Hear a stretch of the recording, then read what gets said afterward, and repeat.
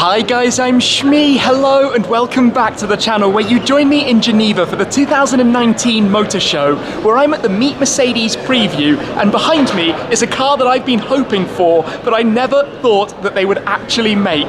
They've taken the roof off, and this is the AMG Gtr Roadster. It's a limited edition, only 750 units are going to be made. This is pretty much my dream version of the car, so let's take a proper look around and check it out. The new Mercedes-AMG Gtr Roadster.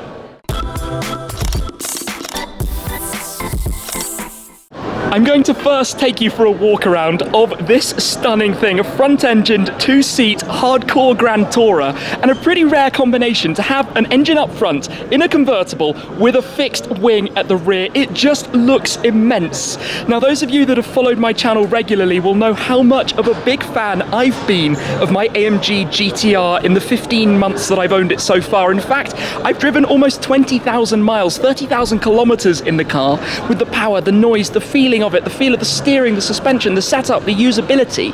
And now they have taken the roof off the GTR Coupe to introduce the Roadster with that fixed wing, but still maintaining all of the aero, all of the features and the power that comes from the Coupe. Now, of course, recently the GTR Pro was introduced, an even more hardcore version of the Coupe, which kind of left a bit of a void for the GTC, the previous top spec Roadster, to almost step it up a notch and become the GTR that we have here. Now, they're only making a total of 750 of these globally, which I can tell you now for the UK market means we're only going to see maybe 30, 40 of these at most. But my goodness, I would love to add one of these. Just imagine cruising through the French Riviera or blasting down the Autobahn, roof up or roof down. Anyway, let's go into some more detail then, just to focus on the car that we're looking at here. Up front, you've got the AMG 4-litre Biturbo V8. It makes 585 horsepower, 700 newton meters of torque. You've got a 7-speed dual clutch gearbox, and you'll get 0 to 100 kilometers an hour, 62 miles per hour, in a coupe matching 3.6 seconds. It will then go on to a top speed of 317 kilometers an hour, or 197, which is only 1 single mile an hour slower than the coupe sibling. If you come round to the front, it has all of the aerodynamic features that we've seen. Well, firstly, actually, let's talk about the design. Look at the presence of this thing. You have that Panamericana front grille with the adaptive cruise control radar sensor in the center.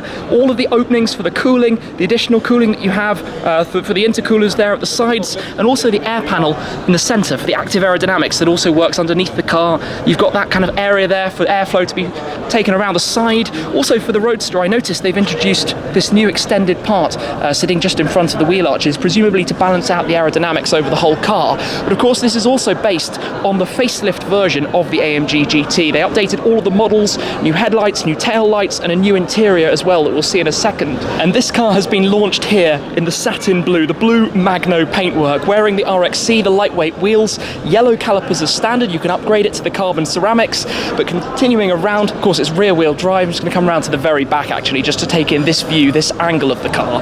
Down at the bottom, you've got that double diffuser style, the main central exhaust, but also flanked either side by those additional exhausts, the titanium exhaust system coming through from the Coupe into the Roadster. So you can be sure that this is going to sound mega. It's one of my favorite things about the car. Even though regulations are doing their best to kind of dampen that, this will sound incredible for sure.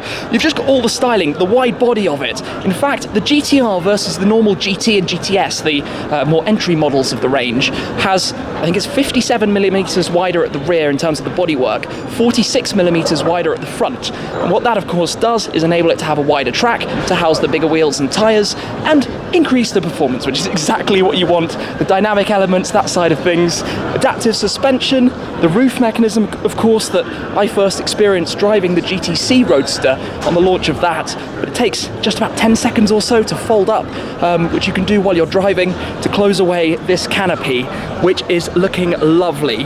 Gloss carbon fiber that you've got in here, the digital displays, the Performance Alcantara steering wheel, but this is called Macchiato Beige. You've also got the air scarf to have have air blowing behind your neck. These are the AMG Performance Seats. I hope that you can get it also with the bucket seats, because how cool would that combination be? Bucket seats in an AMG GTR Roadster, 750 units. I can't get my head around that. This thing is going to be like gold dust, easily enough buyers for such a car, and I for one would love to be on that list. Just walking around it, taking it in. This is one of my kind of dream cars, and there really aren't. I think of combinations, a convertible car with the engine up front that has a fixed wing on the back. Only one other springs to mind, and that was also wearing the three-pointed star, a Mercedes-Benz logo, and that was the CLK DTM, again a limited edition model, only 100 units. But to have that combination is a really, really unusual thing actually for these kind of cars. So you've got these updated lights, the optics of the car are all updated and changed in the facelift version, and this is my first proper look now actually at the facelift, which is part of the AMG GTR Pro. When they introduced the Pro, they updated the entire line, the whole range of the different models, from the GT to the GTS to the GTC to the GTR and the GTR Pro. Yes, it's quite a complicated lineup, and obviously that also came after the introduction of the four-door, the AMG GT four-door variants as well, with the 43, 53, 63 and the 63S. So the AMG model portfolio is growing very, very quickly. But to come and have a better look at the interior, in here you've got that AMG Performance steering wheel with the touch control, so you can control the driver's digital dashboard display from the left side, and from the right side the new larger central screen.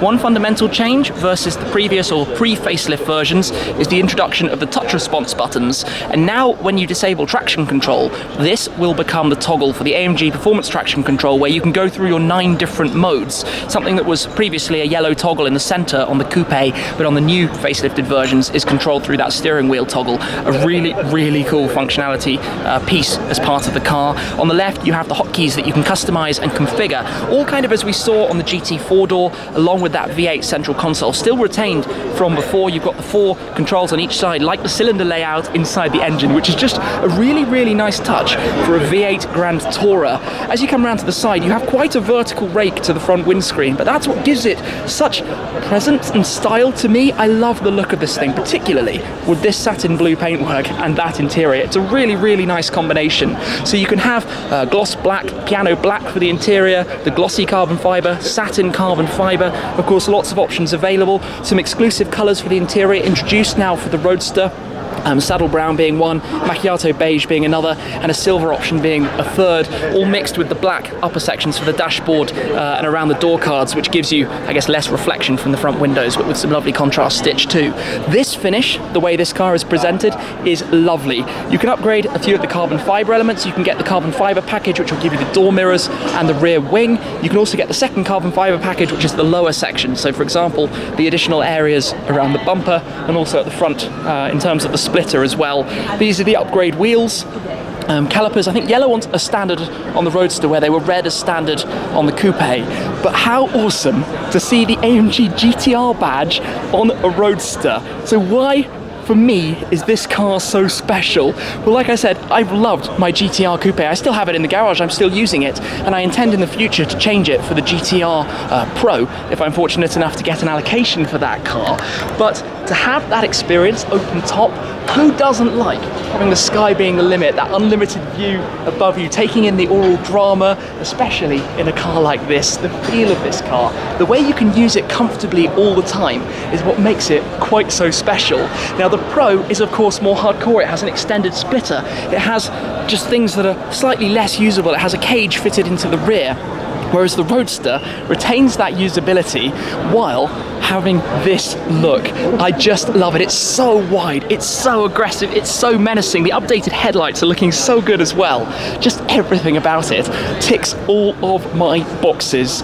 I think if there is any way to do it, and this makes absolutely no sense at all, I would love add the Roadster and the Pro to the garage as part of becoming a bit of a collector, because as you guys know, it is one of my favourite cars to drive, the AMG GTR, my favourite car for all purposes, and I do so many miles in it. I think that it could, in some kind of distant world, be potentially justified, but it's a limited edition. It looks so special. So yes, AMG GTR Roadster, thumbs up, yes please.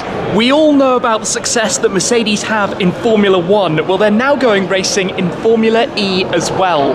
This is the Silver Arrow 01, their first Formula E car to take part in the 2019-2020 season. And I recently went to watch a Formula E race, actually. I went out to Mexico and got to see the close combat racing and some of the gamification of the series, including fan boost, things like attack mode, and it will be interesting to see how Mercedes fare in electric racing as they have done in recent years with Formula 1. But the highlight of this for me, and yes, there are more cars to see and explore, and there's plenty more to come during this show, has to be the AMG Gtr Roadster. When I heard this car was coming, in fact, there were some spy shots of a car testing out on the Nürburgring, where of course the Coupe was originally developed and tested itself, the beast of the green hell. I was very hopeful that it was going to become a real thing. And here it is now, the AMG Gtr Roadster, which has pretty much instantly shot to being one of my favorite cars out there. So I'm very excited to have been here, to have been able to take a walk around, to show you guys a first look at this new car. And in fact, I'm actually going to come around and take a step inside, because I think it would almost be criminal to be here and to not do so, to not experience what it's like. Well, the AMG Performance Seats, I think it has to be had with bucket seats if you can get bucket seats. But just to get a feel for this, 2.8 kilometers on the clock. Let's pull the door closed. We've got the Burmester sound system, the hi-fi in here, that wider screen. It sits more out to the sides. I'll hopefully get a feel of this very, very soon on a test drive. Look at that, the dashboard with the headlight lines and the Panamericana front grille. But this particular car, I think it's off. Pressing the ignition, no, that won't wake it up for the moment. It's just in a show mode. Oh, I say that. There we go. We've got a quick look at the dashboard. You can see that central rev counter and some of the information that you can bring up by controlling through these toggles when all is awake, but we're in show mode at the moment. Anyhow, look at this.